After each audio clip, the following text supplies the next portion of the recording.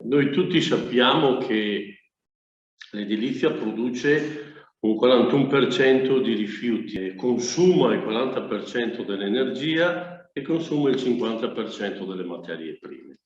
In un concetto di edilizia che deve comunque crescere, è un'edilizia che dovrà crescere per implosione. Cosa vuol dire? Vuol dire che dovremo imparare a costruire sull'edificato, quindi a demolire e a ricostruire.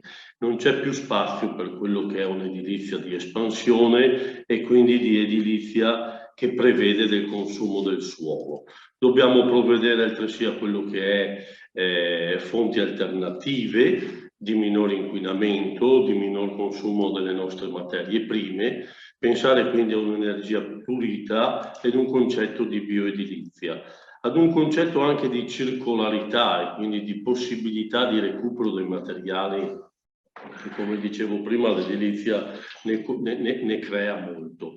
E d'altra parte il nostro patrimonio nazionale è un patrimonio vetusto, no? Noi abbiamo più del 50% dei nostri fabbricati che hanno più di 40 anni, fabbricati che sono energivori, fabbricati che sono paragonabili a quello che è un motore a gasolio in Euro 1 acceso dalla mattina alla sera. Quindi non possiamo non pensare ad una edilizia alternativa a quella che è stata fatta fino ad ora. Ma è ovvio che per cambiare ci vuole un po' di coraggio, no? Coraggio è quell'azione del cuore che ci fa fare con amore le cose fatte bene. Sostenibilità è quindi non è neanche un'opportunità, ritengo che sia un'esigenza inderogabile, un dovere, un comportamento e una necessità di questi tempi.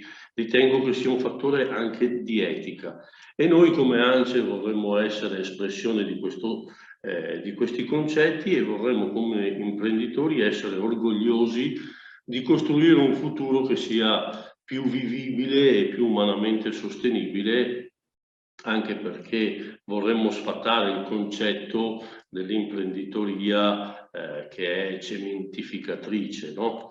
E quindi ecco, un'attenzione sicuramente da parte nostra a questi concetti è primaria.